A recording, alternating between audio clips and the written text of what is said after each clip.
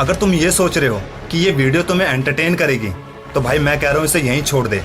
लेकिन अगर तुम इस मकसद से आए हो कि ये वीडियो तुम्हें मोटिवेट करेगी तो तुम्हारा भाई गारंटी देता है तुम्हें मोटिवेट करने की, बशर्ते इसे पूरी देखना। और फिर भी वीडियो अच्छी ना लगे तो खुले मन से डिसलाइक मारना, लेकिन अगर अच्छी लगे तो लाइक और सब्सक्राइब करके ही जाना। आज सबसे बड़ी प्रॉब्लम्स हमारे साथ पता है क्या है? हम लोग पढ़ाई में टॉपर्स तो बनना चाहते हैं, लेकिन हम लोगों को टॉपर्स की पहचान ही नहीं है। नहीं, क्लास या एग्जाम में हाईएस्ट मार्क्स ले आया तो बंदा टॉपर्स। अरे नहीं यार, जब तुम स्कूल या कॉलेज से पास आउट होने के 3-4 साल बाद अपने दोस्तों से मिलोगे तब तुम्हें हैरानी होगी, जिसे हम असल में टॉपर समझते थे वो तो बस एक ऑर्डिनरी बंदा निकला।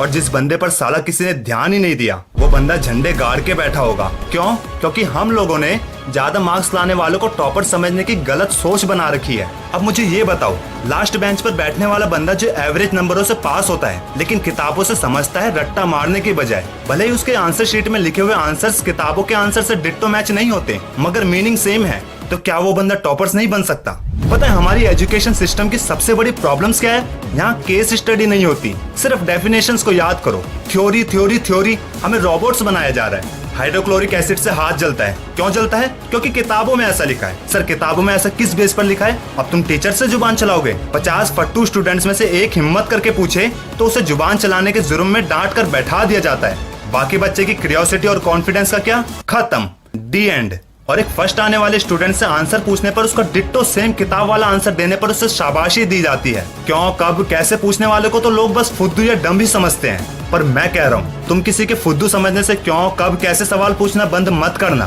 क्योंकि ये छोटे छोटे क्वेश्चन ही तुम्हें कामयाबी तक ले जाएंगे। और मैं अपनी हर स्टडी मोटिवेशनल वीडियो में कहता हूँ क्लास या कॉलेज के मार्क्स से तुम्हारा फ्यूचर डिसाइड नहीं होगा। बाहर की दुनिया बहुत बड़ी है भाई, वहाँ तुम्हारी काबिलियत और तुम्हारा अनुभव जज करेंगे। क्या खूब कहा है किसी ने, a single piece of paper can not decide our future. और एक बात भाई, इंटेलिजेंट बंदा वो होता है जिसका IQ ज्यादा होता है, और ये साइंटिफिकली प्रूव्ड है। क्लास में फर्स्ट आने वाले स्टूडेंट्स से ज्यादा IQ एवरेज स्टूडेंट्स का होता है। मैं ये बिल्कुल नहीं कह रहा कि तुम क्लास में फर्स्ट आना जानबूझकर छोड़ दो। अरे जो पढ़ रहे हो उसे समझो और फिर एग्जाम में जितना समझ में आया उसे लिखो। फर्स्ट आना या सिर्फ पास होना ये नियति पे छोड़ दो। मेरा यकीन मानो, ज्यादा शीट भरने से ये बिल्कुल साबित नहीं होता कि वो बंदा इंटेलिजेंट है। जो कम शब्दों में सही बात लिखता है वो होता है इंटेलिजेंट। पढ़ाई का असली मतलब क्या होता है? लर्निंग, वो लर्निंग जो सिखाए कहीं से भी, सिर्फ किताबों से जरूरी नहीं। शायद यही कारण था कि बिल गेट्स और एलोन मस्क जैसे ड्रॉप आउट आज सक्सेस है, क्योंकि उन्होंने कॉलेज छोड़ा, पढ़ाई नहीं। अरे जितनी हमारी अब तक की किताबें नहीं होंगी उनसे बड़ी तो उनकी लाइब्रेरी होती है। विंडो कंपनी का CEO सत्यम नडेला महीने में 10-12 दिन तो अपनी लाइब्रेरी में पढ़ते पढ़ते जमीन पर सो जाता है, और हम सोचते हैं ये लोग अपनी लग्जरी कमरे में AC चलाकर आराम से सोते होंगे।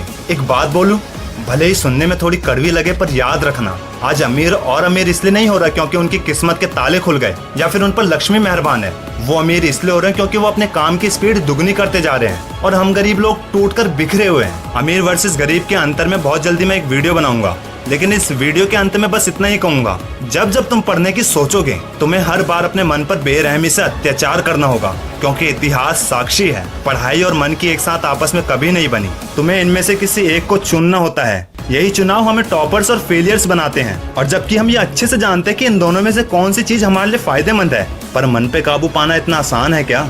लेकिन एक तरीका है जब तुम मन को साथ रखकर पढ़ाई कर सकते हो, अगर तुम्हें पढ़ाई से प्यार हो जाए तब। वरना तुम्हें तो ये भी नहीं पता होगा कि जब रात को तुम फेसबुक और व्हाट्सएप मन लगाकर चला रहे होते हो तब तुम्हारा ही कोई दोस्त किताबों में मन लगाकर पढ़ रहा होता है। इसलिए जब तक तुम पढ़ाई को एक जिम्मेदारी समझते रहोगे तब तक तुम कुछ बड़ा नहीं उखाड़ सकते। लेकिन जिस दिन तुमने पढ़ाई को अपना मनोरंजन का हिस्सा मान लिया उस दिन तुम ऑर्डिनरी स्टूडेंट से एक्स्ट्रा ऑर्डिनरी स्टूडेंट बन जाओगे। लेकिन इस बात का रिजल्ट कॉलेज या स्कूल के रिजल्ट से मेजर मत करना, क्योंकि तुम उस एक बंदे में से होंगे जिसे 4 साल बाद जब तुम्हारे दोस्त सक्सेस होता देख यही कहेंगे, हम जिसे क्लास में टॉपर समझते थे वो तो ऑर्डिनरी निकली, और तुझ पर किसी ने ध्यान नहीं दिया तो तू झंडे गाड़ के बैठा हुआ है। वीडियो अच्छी लगे तो लाइक और सब्सक्राइब करके अपना प्यार जरूर देना।